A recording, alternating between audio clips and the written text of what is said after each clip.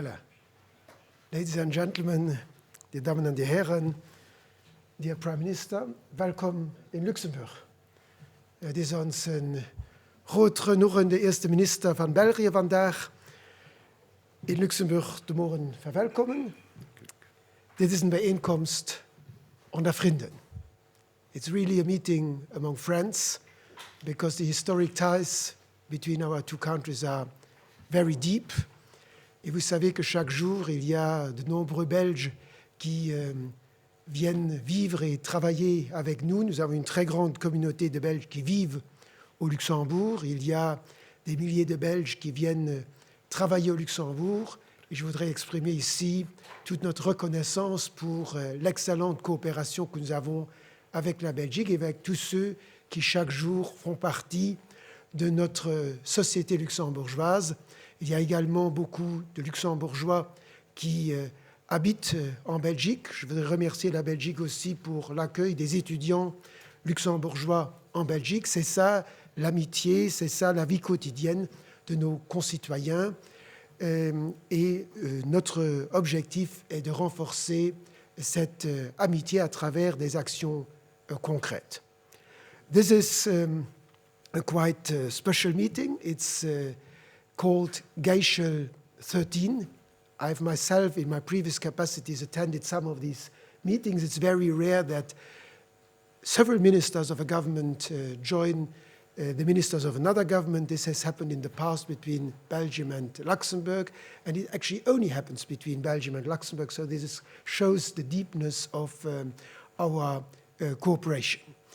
The Prime Minister and I had a long and very useful discussion already this morning, bilaterally. We discussed a lot of European issues, where it is extremely important that we coordinate our positions within the European Union. The European Union, you know, that has 27 members, and it's very good if the Benelux countries, and Belgium and Luxembourg in Benelux, have already a more united view. So we discussed, of course, the geopolitical situation. We are, of course, concerned about the situation that is unfolding in the Middle East. We talked about Ukraine and the implications for freedom and security in Europe. But all that leads us to the fact that we need to cooperate more closely even in the future.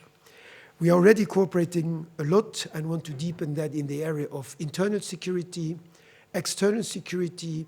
Our police forces work very well together. Our armed forces work together. That is extremely important to keep that also like that in the future. We have, in terms of defense, you know, the Bataillon Binational de Reconnaissance, which is a quite unique way of showing how armies in Europe can cooperate.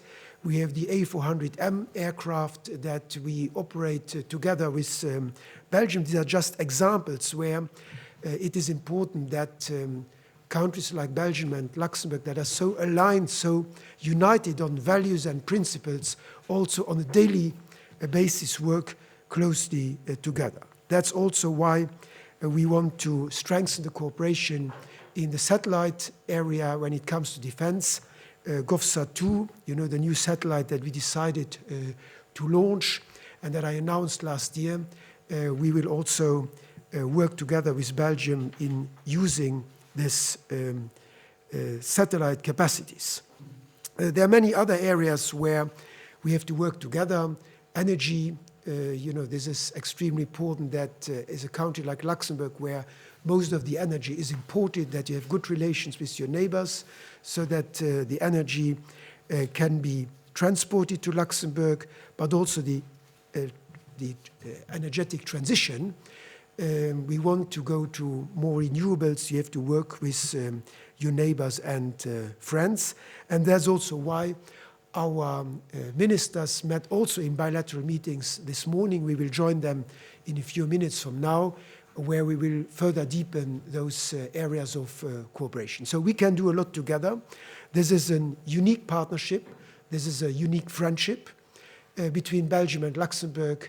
And I also want to thank here Prime Minister de Wever for the very good cooperation that we have before each European Council, we discuss together, by the way, also always with our Dutch colleague, and I realize each time when we go into the meeting, we are very well prepared, very often, almost always aligned on everything, and that makes our voice stronger in the European Council. We are more efficient like that, and so I also wanted to thank you as a person for your friendship, dear Bart, and thank you for being here today in Luxembourg to deepen the cooperation and friendship between our two countries. Thank you. Merci vielmals, Luc. Dear Damen and dear Herren van de Press, es sind froh, hey, ze zien. Was that understandable? That's perfect. Okay, thank you. That is as far as like my Dutch. That's as far as my Luxembourgish goes, unfortunately. You already said everything, Luc. I'm going to repeat a lot of what you said. But it's good. If you say the same thing without preparing it, it means that you are truly aligned. And these Gäichel summits are important to strengthen that privileged partnership which exists between our two countries, rooted in trust, shared interests, and a common European vision focused on the future. It's no coincidence that Luxembourg was my first official visit abroad as Prime Minister. It underlines how close and important we consider this relationship. So today is about that cooperation at the bilateral level, at the Benelux level, but also at the European level. There are a lot of challenges, and I think we are mostly aligned. We are moderate countries, small, moderate, I would say, countries who have very often, naturally, the same vision on where Europe should go. And if we seek that cooperation, it is also always to seek the benefit for our citizens.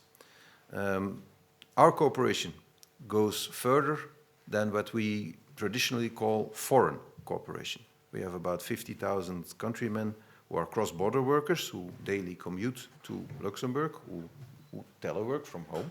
We've discussed about this, how we should do that and organize that. And we also have 25,000 countrymen living here in Luxembourg permanently. So our relationship is much more than just bilateral between two countries that consider their relationship as something of foreign origin. It is also domestic. We share the same priorities at the European level. We talk a lot about competitiveness, and we know why, about resilience in the Union, a deeper and more integrated internal market for persons, for goods, for services, for capital, for innovation, and also for energy. And that last aspect, of course, we talked a lot about in the pre-meeting, as you can imagine. These are challenging times. We talk about a strong Schengen area and a good functioning of the Schengen area. We share that interest, of course, and also about a balanced EU budget for the future. Internationally, Belgium and Luxembourg stand firmly for a rules-based international order and effective multilateralism. It's important to underline it. The world is not really going in that direction, but we think it is important. We are also positioning the Benelux as a laboratory for innovation, notably in automated driving, where we are trying to cooperate with Luxembourg on concrete projects on cybersecurity, artificial intelligence, quantum technologies, and that all will contribute, of course, to Europe's open strategic autonomy. As a sign of the strong relationship, we reinforced our shared commitment for growth once again last Friday in a joint video message with Rob Jetten, Luc and myself for the Benelux Parliament. I think, and I'm very serious, that we have an opportunity to take the lead in Europe. Europe will have to evolve, and this is the moment for countries like ours to lead by example. Integrated markets, closer cooperation. It comes natural to us. We were, as Benelux, the front runner of what became the European Union. We should try to do so again. And it all starts by strong bilateral cooperation. In a number of areas, we talked about modernization of the Luxembourg-Brussels rail link. We are very pro, and we will try to get it done as quickly as possible. The deepening, Luc talked about it, about our cooperation in security and defense, including a binational reconnaissance battalion, the joint use of the A400M aircraft, and coordinated participation in NATO and EU missions. Today, Minister Franken and Minister Bakkes signed a declaration on intent on the GovSat 2, as you mentioned. I think is a very nice and important cooperation. Our close coordination in consular affairs also has proven its value, particularly in the context of the Middle East crisis, where we worked together to repatriate our citizens safely 2 weeks ago. And it was total chaos, but we did it. We did it very quickly and very efficiently, and we did it together. Belgium and Luxembourg share that tradition, working together in a long-standing cooperation. Also, we have a long-standing energy cooperation, and this, of course, will be of the essence, both bilaterally as within frameworks such as the Benelux, the Pentalateral Energy Forum, and the North Seas Energy Cooperation. Even in today's very turbulent energy context, we will have to continue to work closely together and keep our focus on the shared challenges. It is a cooperation that builds on complementary strengths. Belgium's expertise in natural gas security of supply and offshore renewable energy, on the one hand, and Luxembourg's experience in innovative financing solutions and its strong commitment to the offshore ambitions of the North Seas energy countries. Both countries also cooperate closely on the development of emerging technologies, including hydrogen and carbon capture and storage. In the coming months, Benelux cooperation is expected to continue playing an important role in generating solutions and new ideas to inform European-level discussions on energy prices and security of supply. And that was it for me. Bedankt. Any questions? Hi, my name is François Olner for RTL. Well, I'll just pick one question for now. Maybe the colleagues want to ask more questions, but you mentioned the Luxembourg-Brussels connection. It's an older discussion than I am, I think, and I'm not that young anymore. Can you tell us more about the dates, about when will we see construction of another line or a faster line, and more details about that project? Thank you very much. Well, our mobility minister, Krukke, is on his way here to talk about exactly that. And I would prefer that he would answer that question, because he has prepared it to the Gäichel summit with the two governments. He came especially for that and other topics of mobility, but that one. And he will probably be better placed to answer you on the timetable of investments and what is concretely in the planning. I apologize then. I'll ask another question. I don't know if it's something that you discussed about or if it has any need to discuss about it, but there's been talks about Russian assets in your country.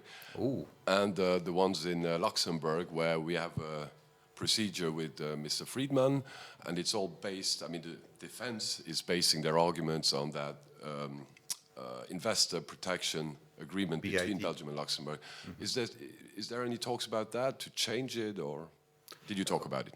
We didn't talk about this recently, but in the near past, we talked about it a lot. As you can imagine, in December, we have a Belgian-Luxembourgian bilateral investment treaty with Russia, which, of course, if you have a situation of immobilized assets, which is central bank money, and frozen assets, which belongs to private beneficiaries, that you can be subjected to arbitrage. And we followed on the Frieden case and used that as an example of the many legal risks that exist when you start touching immobilized or frozen assets, when you start mobilizing that for other use, which has never been done in history before. And I think we were more or less on the same position in December, that if you consider all those risks and all those consequences, that it was a better choice to go for a loan, which we're trying to get organized now, the 90 billion loan, rather than to mobilize immobilized assets, which would have consequences also in judicial procedures in Russia on frozen assets of Western origin there. And what the Frieden case concerns, we are also very closely following up on that, where it will go. Because it's not, of course, not very nice to have a sword of Damocles hanging over your head. It's, but change the agreement. But if you would change a BIT, you would still have 18 years of litigation possible after a change of an annulment. So it would not help you with the current case. What, of course, would help if that world leaders would act normally and stop attacking other countries and make sustainable peace treaties that could help us sort out things like frozen or immobilized assets that we never wanted in the first place. But as we are financial centers, we have some of that money. I think Luxembourg has 10,000 euros in immobilized assets, unfortunately for you, at Clearstream. And we have, of course, 190 billion of that at Euroclear, which is in normal conditions very good that you have a financial center. But if the world goes crazy, it becomes also one of the risks or burdens that you have to carry. Any other questions? Yeah. Mr. De Wever, you explained that you would like to make the Benelux a laboratory for the European Union. Do you consider the home working arrangement for cross-border workers as one of the elements to be tested in this laboratory? And if the answer is yes, up to how many days could go?